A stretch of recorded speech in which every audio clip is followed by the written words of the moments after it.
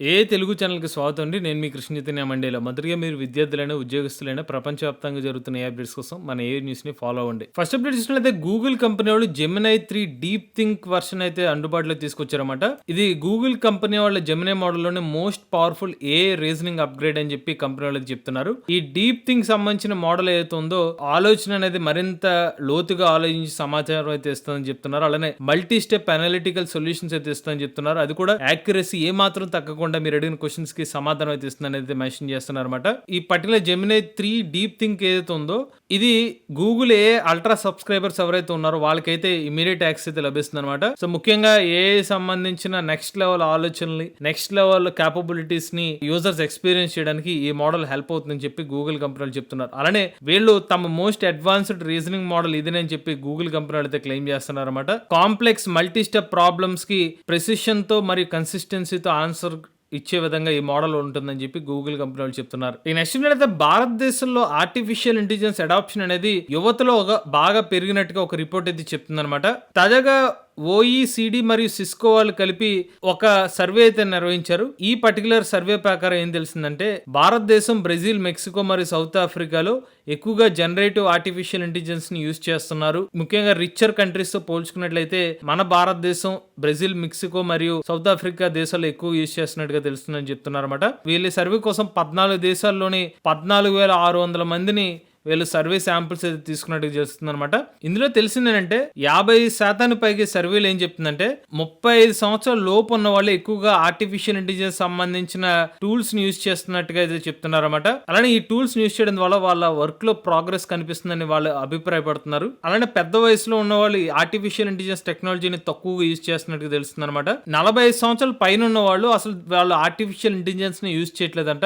ఇక 55 సంవత్సరాల పైన ఉన్న వాళ్ళు ఈ ఆర్టిఫిషియల్ ఇంటెలిజెన్స్ టెక్నాలజీని నమ్మట్లేదని చెప్పి వీళ్ళు చెప్పినట్టు తెలుస్తుంది అనమాట. ఇక నెక్స్ట్ అయితే అమెజాన్ కంపెనీ వాళ్ళు భారతదేశంలో ఆర్టిఫిషియల్ ఇంటెలిజెన్స్ టెక్నాలజీ ప్రతి విద్యార్థికి చేరువయ్యే విధంగా వాళ్ళు ఒక ప్రణాళికను తీసుకొచ్చినట్టుగా అనౌన్స్ చేశారన్నమాట. 2030 సంవత్సరం కల్లా భారతదేశంలో కోట్లాది మందికి టెక్నాలజీని రీచ్ అయ్యే విధంగా వాళ్ళ సైడ్ కూడా సపోర్ట్ చేస్తామని చెప్పి వీళ్ళు ఒక రూట్ మ్యాప్ ని రెడీ చేసినట్టు తెలిసింది. భారతదేశ ఇండియా మిషన్ కి వీళ్ళు సపోర్ట్ చేస్తామని చెప్తున్నారన్నమాట. సో దీనికోసం వీళ్ళు $12.7 బిలియన్ అయితే పెట్టుబడులు పెట్టడానికి రెడీ అవుతున్నట్టు తెలిసింది. వీళ్ళు లోకల్ క్లౌడ్ మరియు ఇన్ఫ్రాస్ట్రక్చర్ అయితే పెట్టుబడులు అయితే పెట్టబోతున్నారన్నమాట. వీళ్ళు ప్రోగ్రామ్స్ ఇనిషియేట్ చేసి లిటరసీ మీద కెరీర్ అవేర్నెస్ ని కూడా ఇస్తారని చెప్తున్నారు. 2030 సంవత్సరానికి వచ్చి సుమారుగా 40 లక్షల గవర్నమెంట్ స్కూల్ పిల్లలకి ఆర్టిఫిషియల్ ఇంటెలిజెన్స్ సంబంధించిన సబ్జెక్ట్స్ అనేది నేర్పిస్తామని అయితే అమెజాన్ కంపెనీలు అయితే చెప్తున్నారన్నమాట. అంతేకాకుండా ఇప్పటికే అమెజాన్ సంబంధించిన వెబ్సైట్ లో టెక్నాలజీని యూజ్ చేస్తున్నారు, రివ్యూస్ ఏదైతే ఉన్నాయో వాటిని సమ్మరీస్ అయితే యూజ్ చేస్తున్నారన్నమాట. దీంతో పాటుగా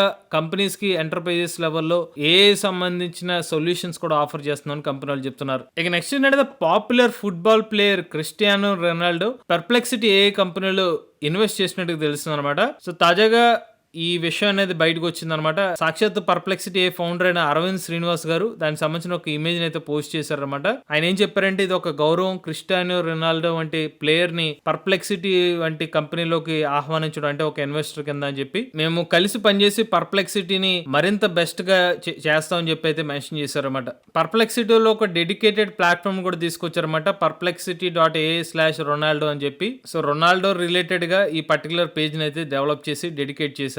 ఇక నెక్స్ట్ మెటా కంపెనీ వాళ్ళు వేరబుల్ కంపెనీ అనే లిమిట్నెస్ ని అక్వైర్ చేసుకున్నారన్నమాట. దీన్ని లిమిట్లెస్ CEO డాన్ సిర్కోవర్ గారు ఫ్రైడే ఒక వీడియో మరియు బ్లాగ్ పోస్ట్ ద్వారా అయితే ధృవీకరించారు. సో ఇప్పటికే మెటా కంపెనీ వాళ్ళు రేబాన్ సన్ గ్లాసెస్ లో మార్కెట్ లోకి అయితే వచ్చారన్నమాట. దీంతో పాటుగా ఇప్పుడు లిమిట్లెస్ ని కూడా ఎక్వైర్ చేసుకోవడం ద్వారా ఈ పర్టికులర్ వేరబుల్ సంబంధించిన మార్కెట్ మీద ఒక పొట్టు అనేది దొరికినట్టుగా అయింది. ఇక నెక్స్ట్ అయితే the national institute for smart governance NIST వాళ్ళు ministry of electronics and information technology MEIT వాళ్ళతో కలిపి గవర్నమెంట్ ఇండియా వాళ్ళతో ఒక పార్టిసిపేషన్ లో భాగంగా ఒక హై లెవెల్ కాన్ఫరెన్స్ అయితే ఏర్పాటు చేశారనమాట త్రిపురలో. పర్టికులర్ కాన్ఫరెన్స్ ఒక టైటిల్ చూస్తే harnessing and digital public infrastructure for Viksit Bharat అనే ఒక కాన్సెప్ట్ తో ఈ పర్టికులర్ కాన్ఫరెన్స్ అయితే ఏర్పాటు చేశారన్నమాట. సో ఈ పర్టికులర్ కాన్ఫరెన్స్ లో ఆర్టిఫిషియల్ ఇంటెలిజెన్స్ రిలేటెడ్ డొమైన్ లో వర్క్ చేసిన ఎక్స్పర్ట్స్ తో పాటుగా గవర్నమెంట్ నుంచి కూడా కొంతమంది అయితే పార్టిసిపేట్ చేశారన్నమాట.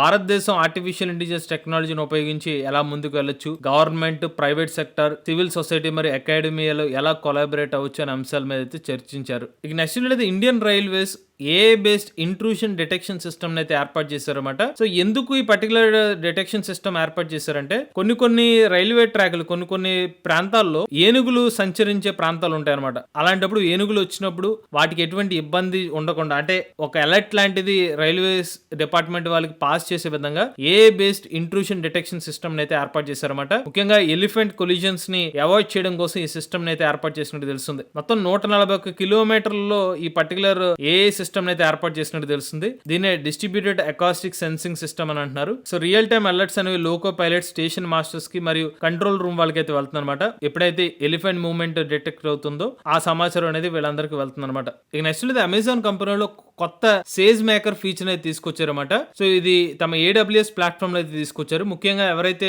ఏ మోడల్స్ ని కస్టమైజ్ చేసుకుందాం అనుకుంటున్నారో వాళ్ళకి ఈ పర్టికులర్ ఫీచర్ అయితే హెల్ప్ అవుతుందని అయితే మెన్షన్ చేస్తున్నారు అనమాట. సో చాలా మందికి ఇలాంటి ఒక కస్టమైజబుల్ మోడల్ కోసం ఎదురు చూస్తున్నారు. బట్ దాన్ని ఎలా యాక్సెస్ చేయాలో చాలా మందికి అందుబాటులో లేదు. సో దానికి ఇలాంటి ఒక కొత్త ఫీచర్ హెల్ప్ అవుతుందని చెప్పి అమెజాన్ కంపెనీ అయితే మెన్షన్ చేస్తున్నారు. ఈ నెక్స్ట్ ఉత్తరప్రదేశ్ ప్రభుత్వం వాళ్ళు పోలీస్ డిపార్ట్మెంట్ కి ఒక కొత్త AI మోడల్ అయితే అందుబాటులో తీసుకొచ్చారన్నమాట.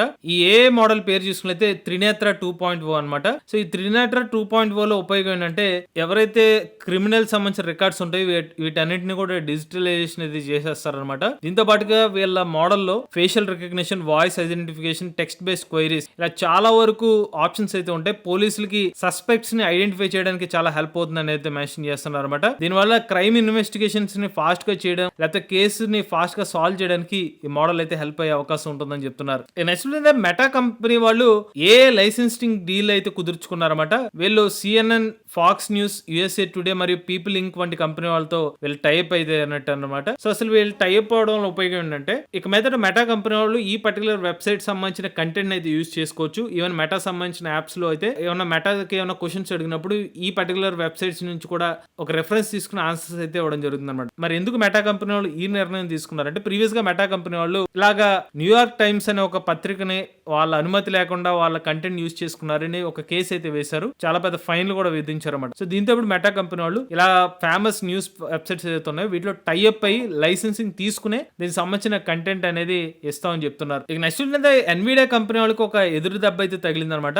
ఇప్పటి వరకు మనకి ఏ చిప్ మార్కెట్ లో ఒక మోనోపలి కంపెనీ అని చెప్పొచ్చు అంటే ఎన్విడియా కంపెనీ గుర్తుకొస్తుంది. బట్ ఇప్పుడు గూగుల్ కంపెనీ వాళ్ళు తమ ఇన్ హౌస్ ఏ ప్రాసెసర్ ని మెటా కంపెనీ వాళ్ళకి అమ్మడానికి రెడీ అయినట్టు తెలుస్తుంది అనమాట. సో ఇది కాస్త ఎన్విడియా కంపెనీ వాళ్ళకి మైనస్ గా మారింది. ఏ చిప్స్ కావాలంటే ఎన్విడియా కంపెనీ ఒకటి కనిపించేది. బట్ ఇప్పుడు గూగుల్ కంపెనీ వాళ్ళు కూడా ఏ చిప్స్ ని అమ్మడానికి రెడీ అవడంతో ఎన్విడియా కంపెనీ స్టాక్ 2.5% పతనం అయిందనమాట. అంతేకాదు అమెజాన్ కంపెనీ వాళ్ళు కూడా ఇప్పటికే తమ ట్రేనియం ఏ చిప్ ని అయితే అనౌన్స్ చేశారన్నమాట. ఇప్పుడు ఏ చిప్ మ్యానుఫ్యాక్చరింగ్ కూడా పోటాపోటీగా మారే అవకాశం అయితే ఉంది. మొన్నటి వరకు ఎన్విడియా కంపెనీ వాళ్ళు మోనోపోలీగా శాసించడం జరిగింది. ఇప్పుడు 2-3 కంపెనీస్ కాంపిటీషన్ లో వచ్చేసరికి ఏ చిప్ ప్రైసెస్ తగ్గే అవకాశాలు కనిపిస్తున్నాయి. ఇక నెక్స్ట్ అయితే Gemini 3 మోడల్ ని కేవలం నిమిషాల్లోనే జైల్ బ్రోక్ చేసినట్టుగా తెలుస్తుంది అనమాట. తాజాగా కొరియాకు చెందిన ఒక కంపెనీ వాళ్ళు ఏం చేశారంటే Gemini 3 Pro మోడల్ బైపాస్ చేసి కొన్ని అన్సేఫ్ ప్రాంప్ట్స్ అడిగితే దానికి సమాచారం అయితే ఇవ్వడం జరిగింది అనమాట. సో వాస్తవానికి ప్రతి ఏ మోడల్ కొన్ని లిమిటేషన్స్ ఉంటాయి అనమాట. కొన్ని ప్రాంప్ట్స్ ఇచ్చినా కూడా రెస్పాన్స్ అయితే ఇవ్వదు. బట్ ఎప్పుడైతే ఇలాంటి జైల్ బ్రోక్ ని యూజ్ చేస్తారో అంటే కొన్ని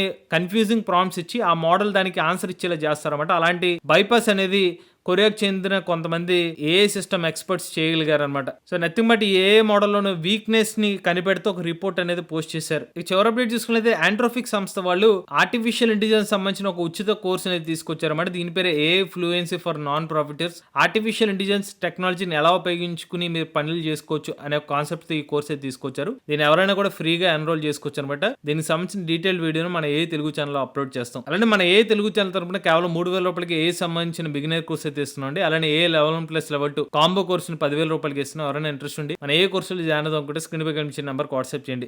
లేటెస్ట్ చేయడం కోసం ఏ తెలుగు ఛానల్ సబ్స్క్రైబ్ చేసుకోండి.